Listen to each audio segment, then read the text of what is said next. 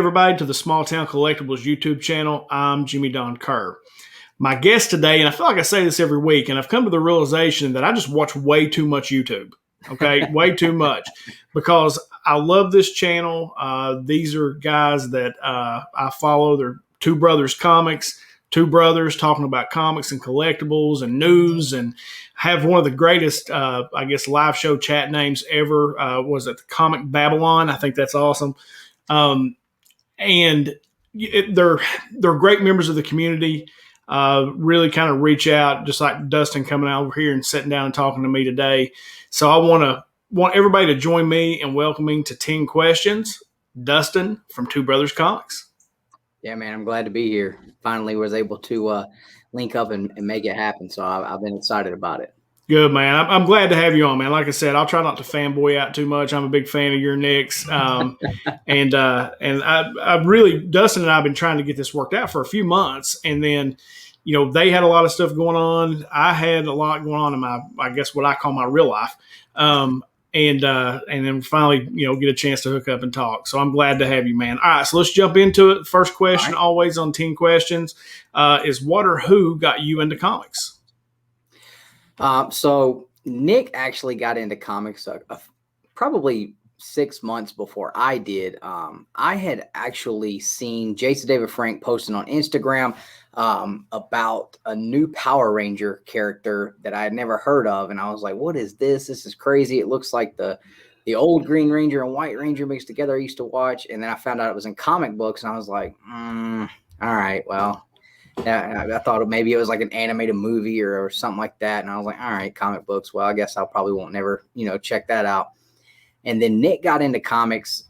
He picked up the Infinity Gauntlet series because he wanted to see where the source material for the movies came from.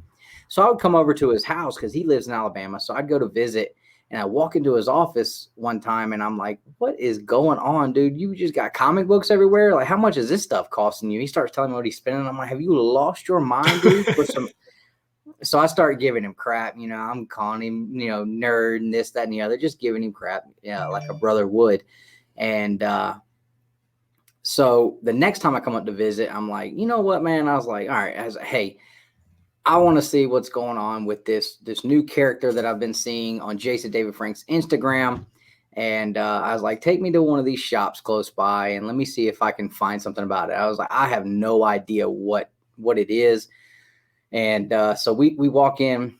Before we walk in, though, Nick's like, look, before we go in here, he's like, don't be smack talking people and giving looks and all. I know how you are. He's like, this is not your gig here, so you need to remember to keep your manners in check. So I'm like, dude, I'm cool. Like, I'm nervous because I've never been in a comic book store. I didn't even know comic books were still a thing. I had never even had one in my hand before. And so that was pretty much it. He took me to Haven Comics and introduced me to Josh, and that was pretty much it.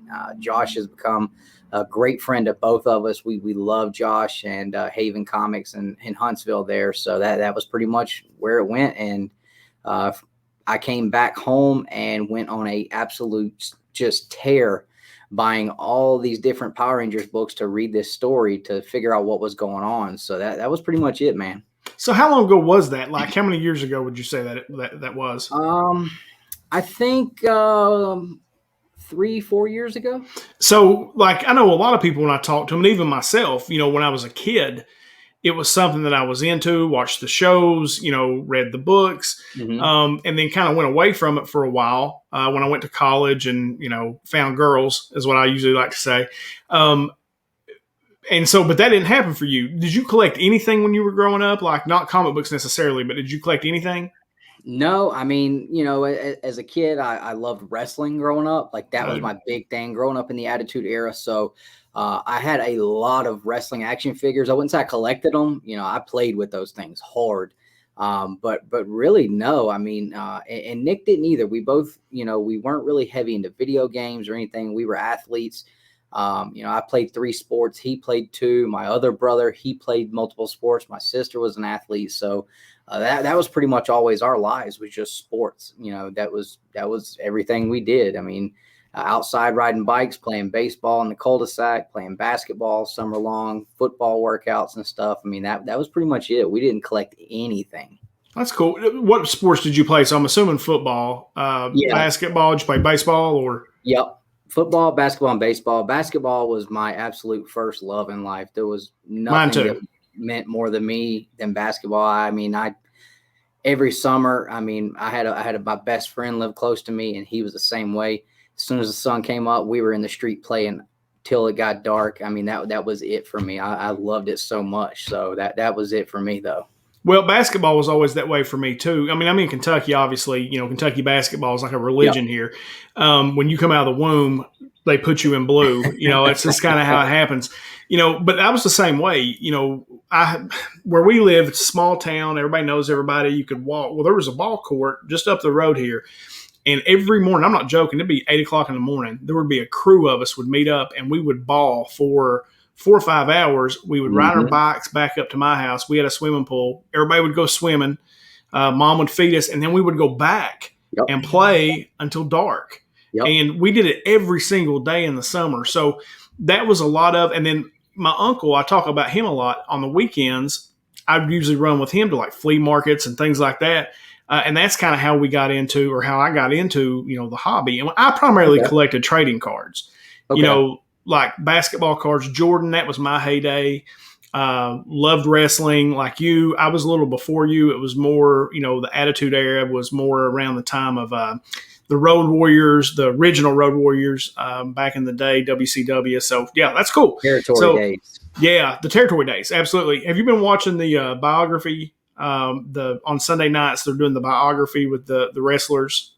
On A&E? On A&E. I don't have cable, so I've been missing everything. I haven't been able to watch that WWE's Most Wanted or anything. It's been killing me not to be able to see it. Dude, those are great. Like this past one was Booker T. And it was really good. And then they're going out and they're hunting down like all these collectibles, like these things. It's awesome. Like my wife is like, you're killing me with this wrestling. So, but anyway, no, that's cool, man. So that's interesting. Just kind of really started for you a few years ago. So what do you consider yourself now? Like, are you more of a collector or are you a reader that collects, I guess? When I first started, I was all about reading, man. I mean, of course, once I finally understood what variants were and I started like noticing cover art that I wanted, I would go out and try to find them. And I was doing a lot on eBay because I had no idea that I had so many comic shops close to me. So in the beginning, it was really, really more about reading, but I've gotten to where probably over the last year, my pull list, which is mostly what I would read, has dwindled very, very, very, very, very much. And I have probably like 7 books total on my pull list. So I think I've shifted now more into a collector than a reader. But I enjoy going back and trying to read some of the older stuff, or as I get some of these older books that I pick up, I like to read those too. I just read the first time ever, the Superman versus Flash, the first race. Oh, yeah. I read that recently. I really enjoyed that. I found the Flash book with the second race at my LCS.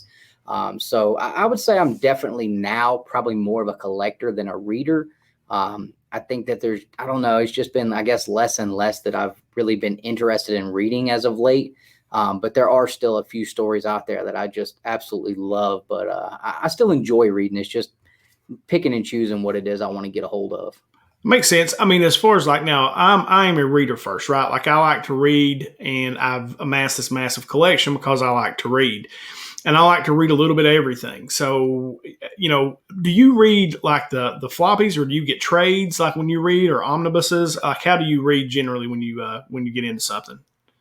The majority of the stuff that I read is going to be New Comic Book Day floppy stuff. I do have a few omnibus that I've read. The Planet Hulk, I read that through an omnibus. I want to get the Ed Brubaker Captain America run omnibus. For some of the older stuff, I would prefer to grab an omnibus and read it that way. I'm not a big fan of digital. It's not something that I like as much because I only try to read it on my cell phone. And Nick's always telling me go get an iPod or an iPad. And I'm like, yeah, I can go get an iPad, but I can go get this book for the same price as an iPad. I don't know. That's hard for me to do. So For the older stuff, I would just assume go get an omnibus and have something physical to sit down and read. I don't know. It's just, I guess I'm more old school that way, I guess, to when I have the physical paper material in my hand. Well, me too. I just picked up the other day. I had never read, and I kept hearing everybody talk about it, was the original Sandman run. I Okay. never read that before, so I picked up the first omnibus the other day. Had my LCS order it, and so I'm gonna get into that and read it because everybody says it's great, and it's one of the things that really got them into comics. So, and I've never read it, so I thought I would check it out. So I always find it interesting how people read, or do you just collect? Like I'm both. Like I will buy grails and different things like that I want for my true collection. But most of the boxes that are sitting around me in this room are things that I just picked up to read. So, Yeah. all right, cool. So, question 3. So, 4 years ago, you go into a comic book shop with your brother, you get it, go headlong into the hobby. How did the YouTube channel start? Like, why did you start the YouTube channel? So we'll go back a little bit before YouTube. So growing up, me and Nick, we were not close at all. We were mortal enemies at points. I mean, there was more than one time where my mom would sit in front of me crying because she was worried that me and my brother were not going to grow up having a relationship and that we were going to hate each other for life. But I don't know. The older we got, when I graduated high school, he was coming up through high school. We got really, really close. And then when he graduated, we got even closer. His wife and my wife became great friends. We hung out all the time. Well, they both got jobs and ended up moving to Huntsville. So, that was something that was kind of strenuous on our relationship because, we were hanging out 2 or 3 times during the week, cooking out, having meals together. And then now like we're separated. So, once the comic book started and then we started we started actually reading some of the same stuff. So, we started picking up more and more and our pull list started getting really heavy. So we decided, hey, we were buying some books off of Facebook auctions. So we decided maybe we should try this in order to help pay for our pull list. So we were buying collections here and there and trying to sell them through a Facebook page that we created called Krakoa Comics because the House and Power series had just came out. So we were like, that's something people will be searching is Krakoa. So maybe we can get some. And we did that for a little while and it was okay. But we found ourselves sitting on the phone at night. A couple of times a week for a couple of hours, just talking about the books that we're reading and just basically having the same conversations we have now about the comic books we're reading and stuff. And Nick was like, man, we should start a podcast. And neither one of us were really big into watching YouTube at that point. Like I would watch Bueller to see what was coming out, but I had no idea that Bueller was Bueller.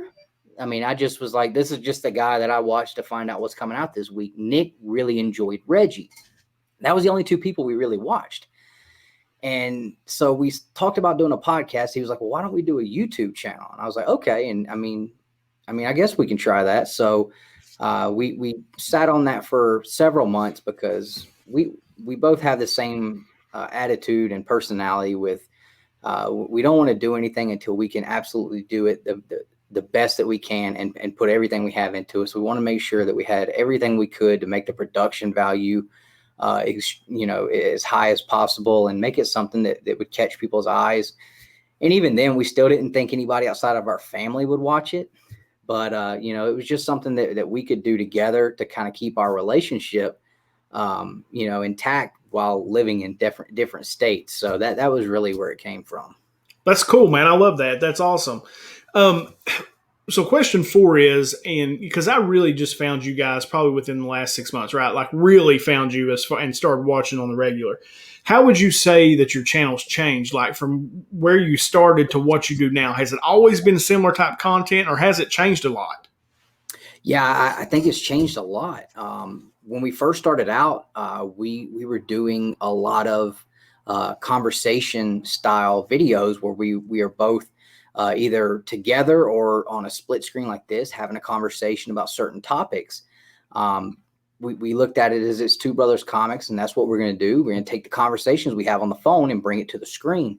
And we did that for a long time. And then it got to a point where Nick had a kid, and so he was becoming a little more busy and couldn't do as much content. So I was doing a lot of the videos, and he would throw them in when he could, but he was still doing all the editing, which that has probably been the biggest upgrade to our channel is Nick has probably spent 1,000 hours. I mean, and I don't even think that is probably being too crazy to say. Hours and hours and hours just watching and studying and learning how to do all the editing he does. I mean, people ask if he's got a degree, if he does it for a living, and he doesn't. This is something he literally spent time sitting up all night long learning how to do this stuff. And it shows. It's paid off so much for us, for him to be able to do what he does. So that was kind of where we went, where while he wasn't able to do as much content, he was at least able to kind of sit and edit at night and edit videos. And then we were like, well, there's two of us. We can put out twice as much content and still do content together every now and then. But now we are more of, Nick put out a video one day, I put one out another day, and we're talking about different topics. Now we've gotten to where we're doing, we do the graded book unboxings. We do a lot of announcements now, and we're kind of getting into the entertainment part too. This year's we've kind of decided, we told our viewers at the end of last year that we're going to be shifting in a new direction, because there's so many channels out there that do the comic book breakdown, and they do it a lot better than we would be able to. So we have been looking for, a nook that we can get ourselves into that's not something everyone's doing, so that we have something that we feel like we can add that's original.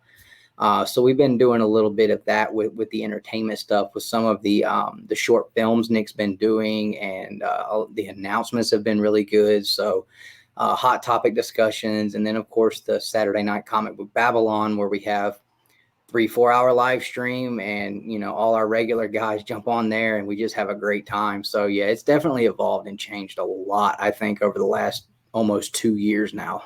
How important do you feel like it is to evolve? And I know when I started my channel, right, I was doing mystery boxes, and I was quickly getting bored with that. Plus, it's really expensive. Like, you're buying mystery boxes. I'd like to go buy a book I really want, right?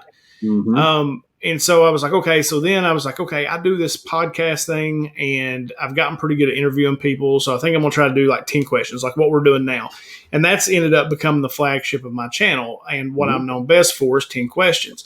And then I've started doing some comic book stuff, like, here's the books I'm going to read this week. I think you guys do a video similar to that. Just trying to try different things to see what fits, to see what I like. How important do you think it is to continue to try to evolve as your channel grows?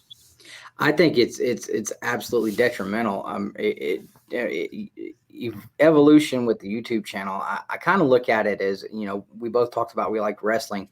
If you look at guys like Chris Jericho or The Undertaker, these guys, their longevity in that career is due to the continuous reinvention and evolution of their characters. Absolutely.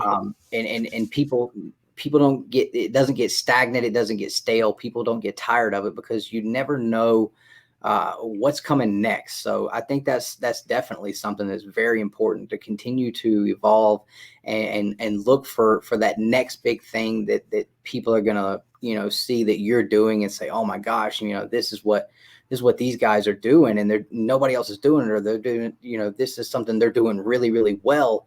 I think the evolution of your channel is something that's going to be very, very important. As far as branching out into other things, that's something that we haven't really done a whole lot of, because we don't want to spread ourselves too thin. We definitely want to continue to stay in one lane, but try to branch out as much in that one lane as possible, and just continue to change it up. We change our intro every now and then, upgrading our equipment. Now we're doing, we're filming at Comic-Cons.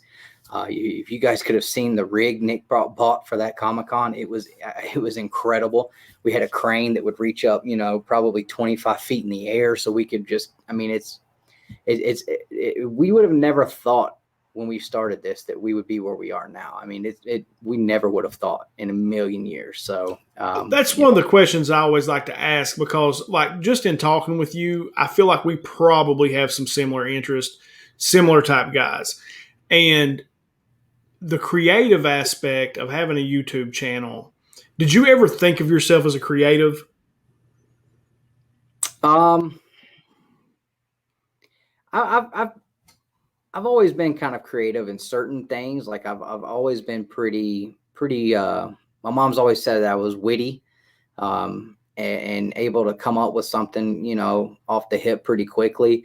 So I think that's helped. I wouldn't. Nick wasn't always the most creative, but I feel like he has really exploded recently, especially with the editing he does, and like the way he edits opening things and stuff. Like I would never be able to figure that out in my head and say this is what would look good. But again, that goes back to him, putting in the time and studying what looks good, what doesn't, what works.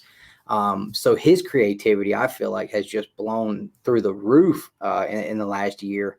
But yeah, I mean, even with that, like as far as being able to stay creative with content, that's probably the hardest thing, because there's weeks where I'll just have ideas run through my head like crazy, and I'll record 5, 6, 7, 8 videos, and Nick will get them edited out. And it might take 2, 3, 4 weeks for all of them to get out there. But that's good, because then there's weeks where I'm like, I have no idea what we're going to do right now. And then hopefully Nick's got some stuff on the back burner ready. So it definitely does get tough to constantly try to come up with something fresh and new as far as creative content. But I, it's something that I think everybody struggles with at some point or another doing this. So Yeah, I know, my life is very structured. Okay. Like, and that's been the hardest thing for me, is because trying to figure out how to be creative in the structured lifestyle that I live, because I have so much going on that, I literally have a lady that runs my life. Like, there's a calendar. My wife calls her. If the kid's got a game, it goes on a calendar so that I can know where I got to be at all times. And that's one of the things that I've struggled with on my channel is, I'm growing. I'm almost at 700 subs. I'd never thought that would ever happen. So I'm growing, but I'm constantly trying to break myself out of a structure so that I don't get so structured and do the same thing all the time.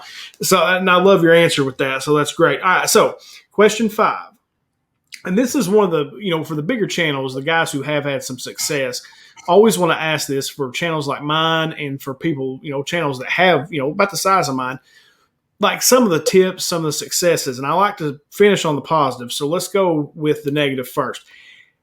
Has there been anything or like any big mistake that you guys made trying to grow the channel that you're like, oh my God, what were we thinking? I wouldn't say that it was a mistake, but I think one thing that everybody tries, and it's because we're so excited to be able to do it ourselves, but the view counts are never really good.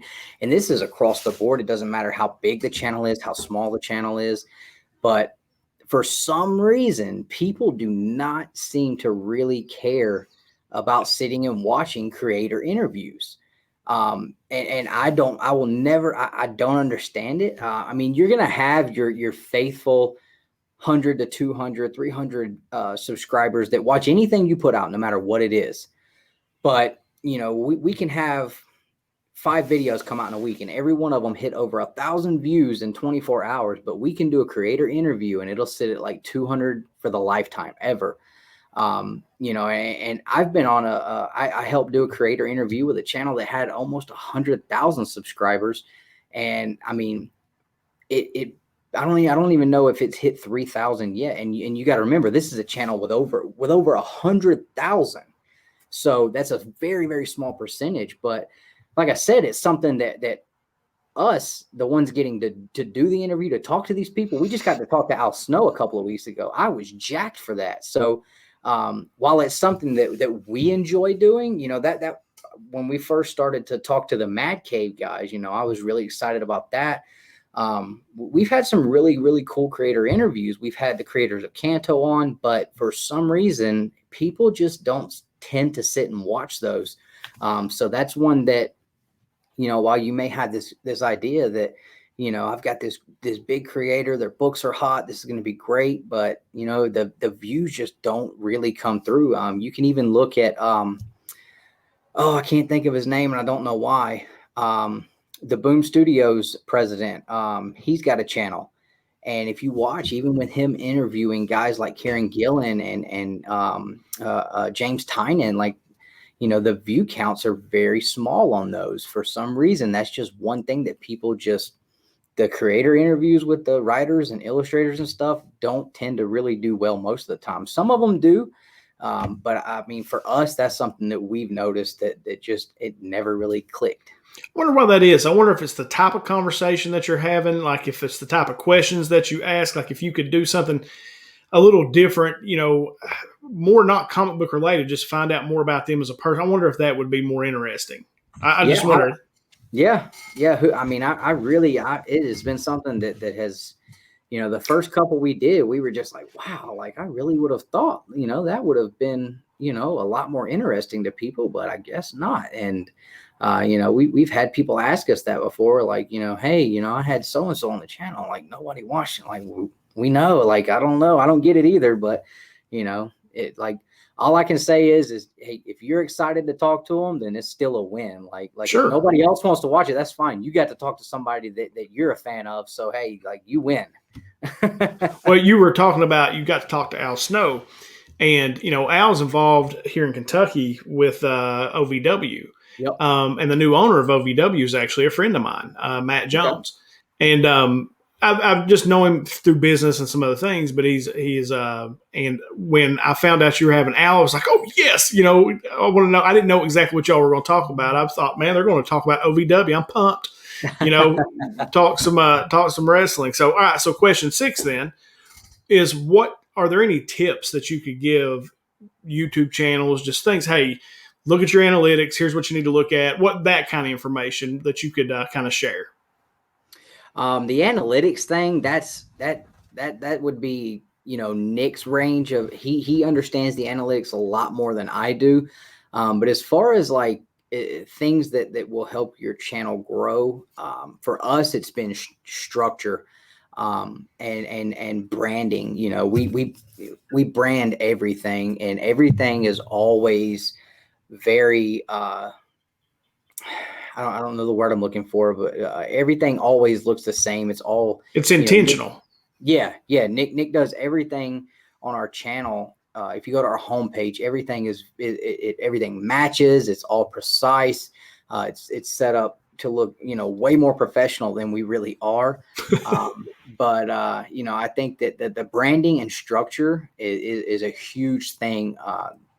People knowing that the people that watch your content, knowing when your content is going to be available, is a big thing. They're going to hit the notification bell, but YouTube is extremely bad about actually notifying people when the content comes out. We just went through a stretch where we had probably 75% of our viewers, our videos weren't even showing up in their streams. They would have to go to our channel in order to see that we're putting out new content. And we put out a video every single day. But so you can't always rely on YouTube to push your stuff to even your subscribers, much less people that aren't watching. So I think being on a schedule, a structured schedule of people, you know, if you're going to release on Mondays and Wednesdays, you know, be consistent about Monday and Wednesday. If you're going to, you know, whatever days it is, if you're doing one a week, but we started really seeing a lot of growth as well when we started releasing a video every single day, which I know is hard for a lot of people. I always say, you know, it's really easy for me. You know, I record the video and then a couple days later, it just magically shows up looking great for people to watch. And I just get to look at the comments. So I'm lucky in that aspect, but that's something that definitely I think helps as well. The more content you're putting out, that's more opportunities for your stuff to hit suggested videos when they're watching other stuff as well. So I would say structure, scheduling, and branding. Have you guys spent a lot of time trying to figure out the algorithm? Like, you hear a lot of talk about the algorithm, and have you guys spent a whole lot of time even discussing that or trying to figure it out, or you just kind of do your thing and go? I don't think there is any figuring it out. You know, I've talked to Jim about it a few times, and we've had conversations, and I mean, it's, you know, honestly, a lot of it I think has to do with not going outside of your lane. That is, I think that with the algorithm, that's something that's going to hurt, because I was collecting like the NECA figures and the Hasbro figures last year, and they were like the hottest thing on the market. And I see people doing videos with these new NECA turtle figures coming out, and they're hitting 500,000-600,000 K. And I would put one out the same day, and nobody would see it. Nobody would watch it because that's not the video content that we normally do. So it's like YouTube doesn't know what to do with it. It's like the algorithm doesn't know what to do with this new thing that you put in front of them because it doesn't match what you do all the time. So it just kind of like sits over here and pretty much dies outside of a week. Whatever, however many people see it that week, like that's pretty much it for the lifetime of it. It doesn't matter what, because Nick knows how to figure out what kind of hashtags to put, the way to word it, search terms, to make sure that it has the biggest opportunity to show up when people start to search and look for things. So, and then he does an awesome job on the thumbnails. That's another thing that will really help as well, is not having too busy of a thumbnail, but something that's going to grab you. And then if you go to our page, you'll see every thumbnail, they change. But when you see the change here, you'll just see a big group of them. They're all still the same. And as he changes, the look of our channel, he'll start changing the way the thumbnails look. But they're all the time. You're going to see that they all are very similar, and they all kind of match, so that people know, like, oh, that's a Two Brothers Comics thumbnail. So, as far as the algorithm, I have no idea. I don't know that anybody really understands that. No, I said it's funny. Like sometimes I'll put a video out and it'll do, for my size channel, I look at percentages. That's what I do for a living, right? Is I study numbers. I look at numbers. I, put people in debt. So that's what I do. So I spend a lot of time looking at the numbers, and my percentage of views versus the number of subscribers I have is pretty high. It's good. But then like I'll put a video out and it might get 250 views, right? For a channel my size, that's pretty good. Yeah. Well, what was it? It was one of the new comic book day videos. I was averaging somewhere between 150 to 175 views every time I would put one out. And then one day, boom. They must have, the impressions were off the charts. And I ended up getting like, 600 views on that one video in a couple of days. And I'm just like, and I put it out at the same time. I'm using the same hashtags, the same tags, everything. But for some reason, that one got picked up and suggested. So it's just weird. I don't know. So yeah, interesting. So question 7, a couple of questions more comic book and collectible, related, is among my friends, and then, talking to people at the comic book shops, my LCS, and, just going around, I hear a lot of people talk about, everybody still reads the big two, DC and Marvel. But a lot of people are trending towards independent books where that is something they're seeking out. Whether that be for spec because of, all the contracts these places have signed with Netflix and, and the movies and all those things. But a lot of people seem to be trending towards indie comics. Why do you think that is? Me and Nick probably fall into that category too. I don't know that Nick's ever read a whole lot of DC at all. I've only really, the only thing that's ever been DC on my pull list was the Batman series that Tynan was doing. And I don't even have that on my pull list now. Nick, he likes the Black Label stuff. And then we both read a little bit of Marvel last year. We enjoyed some of that Jason Aaron run on Avengers. But there was just a lot of stuff that, for us, it just wasn't something that seemed exciting to us, whether it was just because, we haven't been in the comics long enough to know all the history behind all of it. But I think with indies, it's easy to just jump on to a brand new story and just go.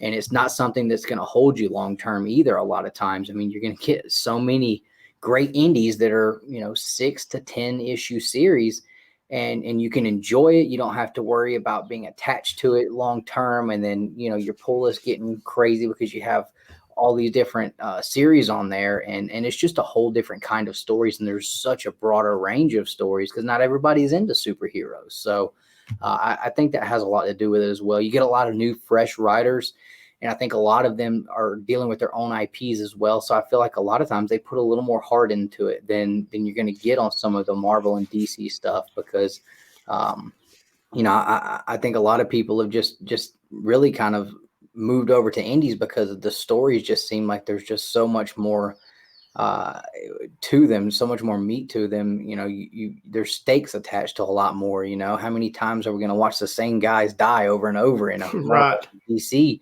to the point where you pretty much know what's coming? So I think that has a lot to do with it too. I like that answer. That's something that it's a question I've kind of added because it's just something that has intrigued me because I fall into that category 100%. Now, I'm more of a DC guy. I Yeah. hadn't read a ton of Marvel. Like Spider-Man, Hulk, you know, the main characters, Captain America. I love Captain America.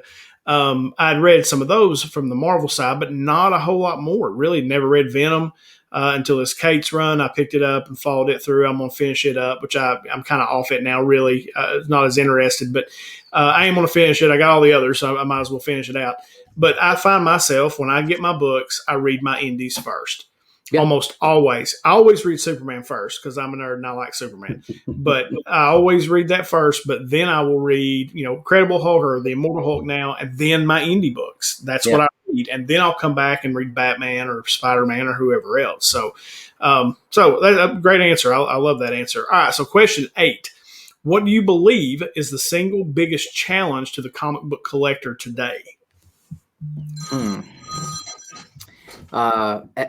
For a collector, I think it's technology, the internet, the ability to be able to find a deal on a book anymore is absolutely non-existent. The stories that you hear of people finding some sweet old lady who just had a box of her old husband's books sitting in the attic and she doesn't know what they're worth and just give them to you, like those days are done. These sweet old ladies, they know about the internet. They know, you know, that what these books are worth. They got grandkids. Hey, That's find out right. how much these are worth. You know, so being able to find a you know, one of those just, you know, insane once in a lifetime deals on a book, I think those times are getting very, very close to being over for collectors.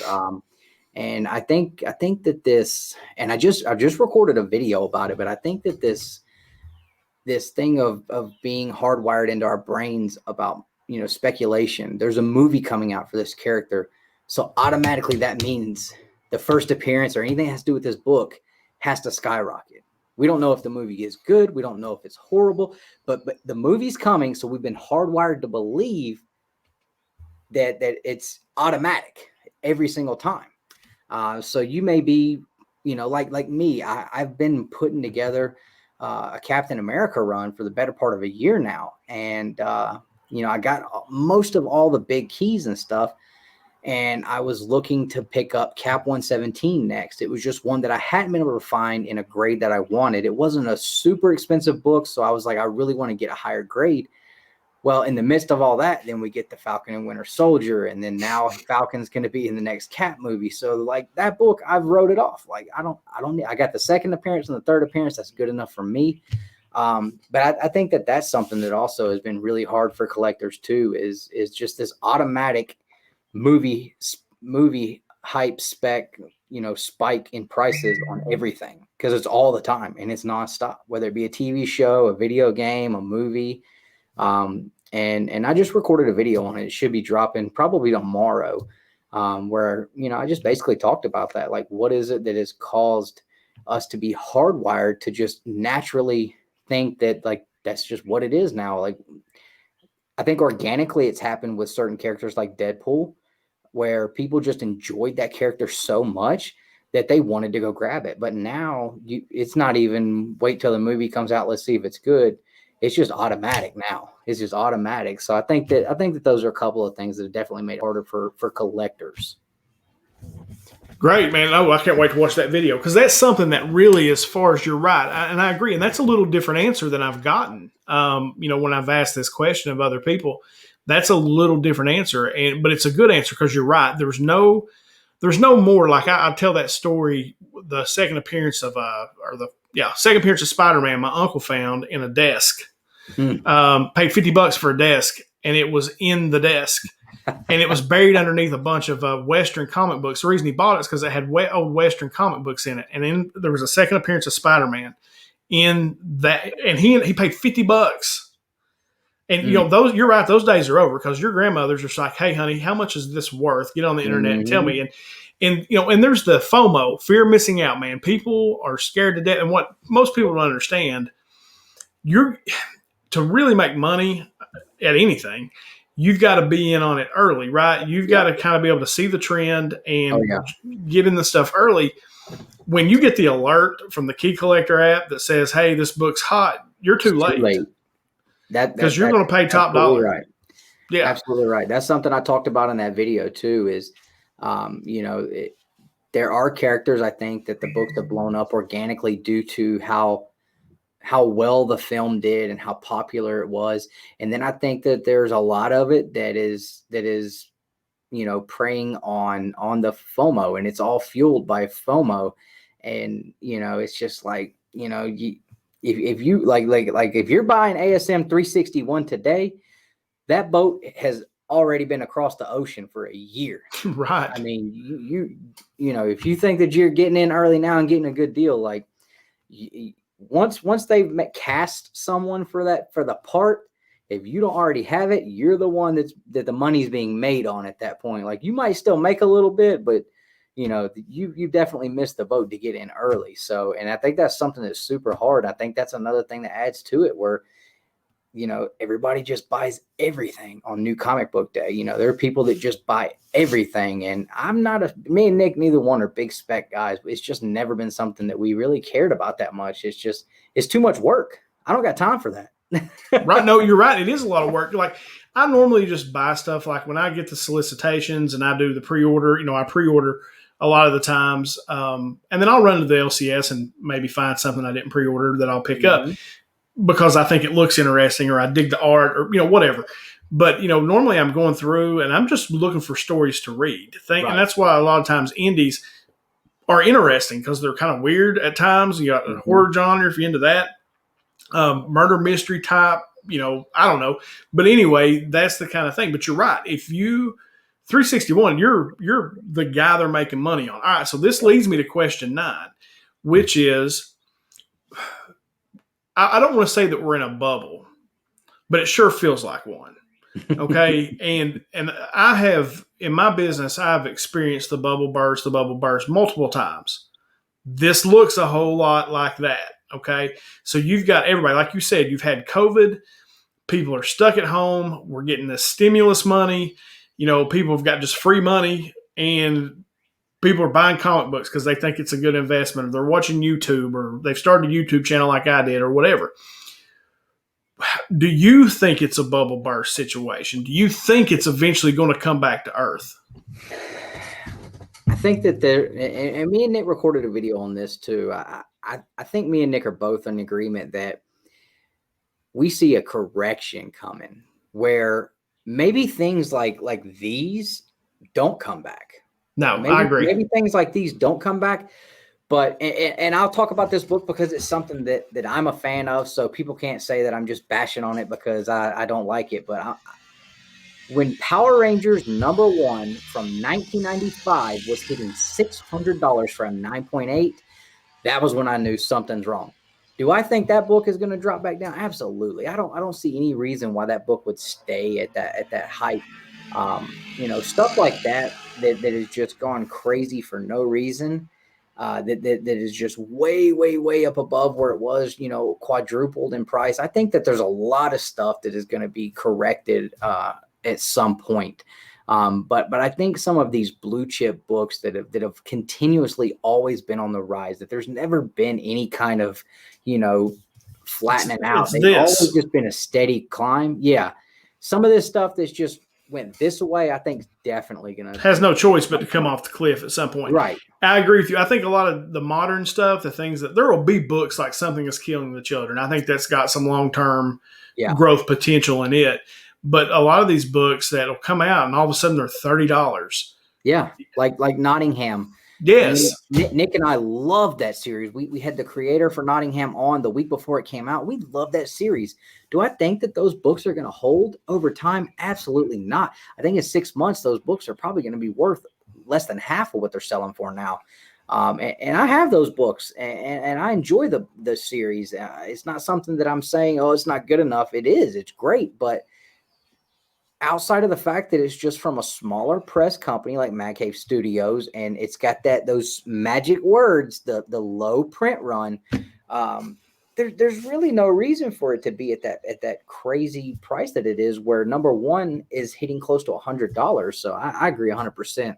I think that that a lot of that kind of stuff is definitely probably going to kind of level back out and come back down to earth a little bit. What's your take on like variants? Because everybody's got a store exclusive variant now. That Spider-Man booth has built an entire business on variant comic books. And you know, like a lot of times, I don't want to say that it's ruining the comic book market. It's clearly not, because there was some just phenomenal art that comes out of those exclusives, and I buy them. You know, I mean, I buy them because I dig the art. What's your take on the variant market? I think that it is so wild how many there are. You know, personally, I very rarely purchase any like exclusive. I recently purchased, I love Miles Morales. So when they did that Del Auto Miles Morales, I bought that one. And that was because months before then, I saw Del Auto put on his Instagram just the artwork and didn't even say it was going to be a variant, but I knew it would be. Purchased that one. I purchased the Daredevil. I've purchased a few Clayton Cranes that I really liked, but we'll go back to Something's Killing the Children, where you have 40 variants, and I'm just, you know, I had a couple of guys send me pictures of a variant for Something's Killing the Children, and I forget whose variant it was, but you know, it's just like, to me, I would rather have a Jenny Frison art on a cover than I would buy all these variants, because they get so busy and they're trying to do so much. And, you know, you look at The Last Ronin, had over 70 variants, and really, personally, I only like maybe 2 of them. I mean, because it's just like anybody's doing everything on them, and sometimes they hit, sometimes they don't. But I think at the same time, it's something for everybody. Like there, you know, there was a Last Ronin cover for somebody. You know, everybody should have been able to find at least one they loved. Right. But I think it's definitely crazy. I don't know what to think about it sometimes when I see books come out and they've got 70 covers, 40, 50 covers for just a standard issue with nothing. Yeah, with nothing special. And that's the part that blows my mind. Yeah, like it's not even a first appearance. It's not a key. It's just there's a ton of issues for it. And like I always tell people, and you know, I try to live by this, is I buy what I like.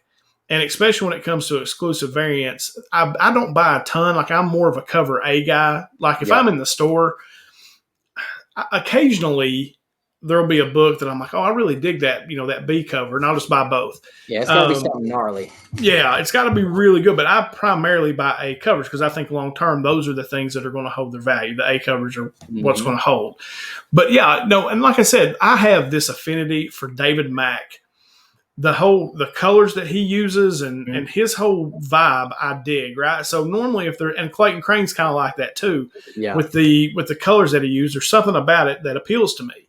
And so I will occasionally pick those up. And so I like asking that question. You know, I had JPG on here and he gave me a really good answer. You know, I thought because I asked him the same question. I said, you know, do you think you're selling variants, but do you think you're killing the market?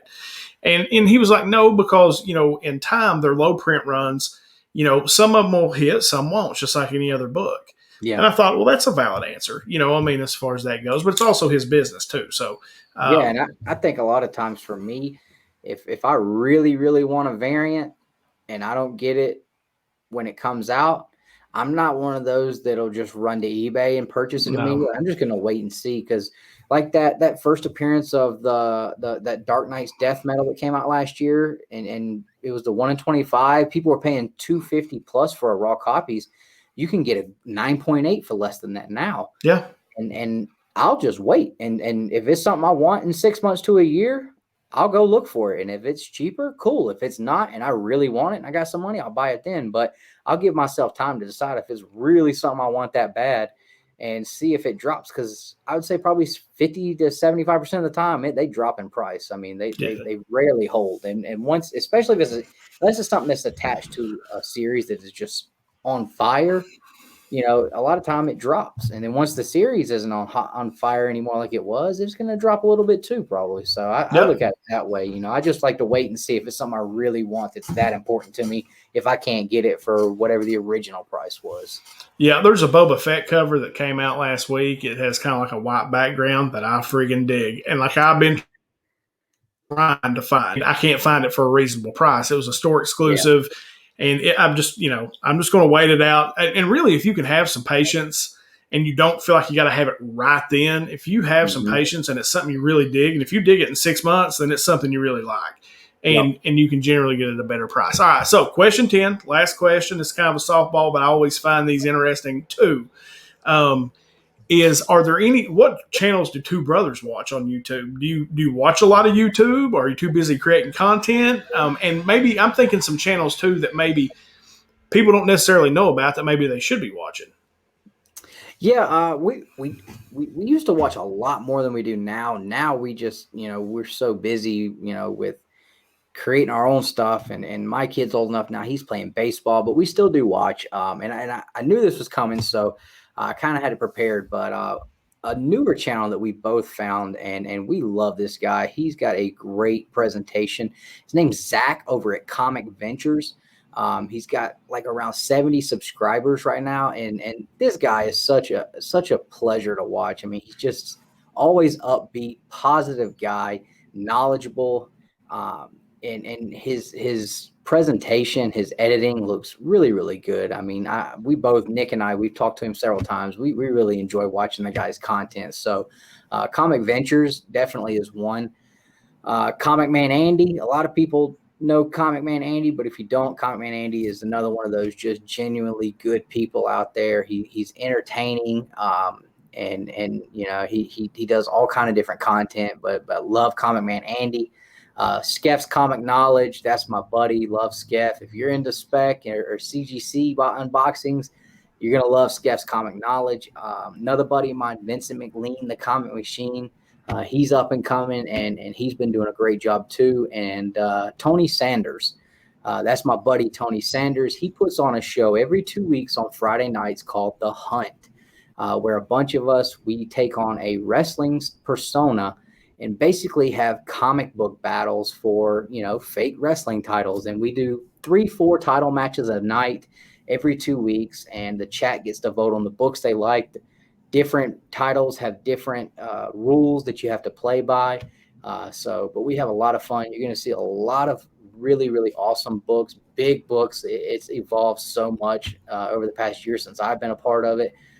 But if you're into wrestling and you love comics, definitely check out Tony Sanders and watch the Hunt on Friday nights. Cool, man. Great. And I mean, you can throw in SmallTown Collectibles. If you're asked that on another channel, you say SmallTown Collectibles. Oh, yeah, absolutely.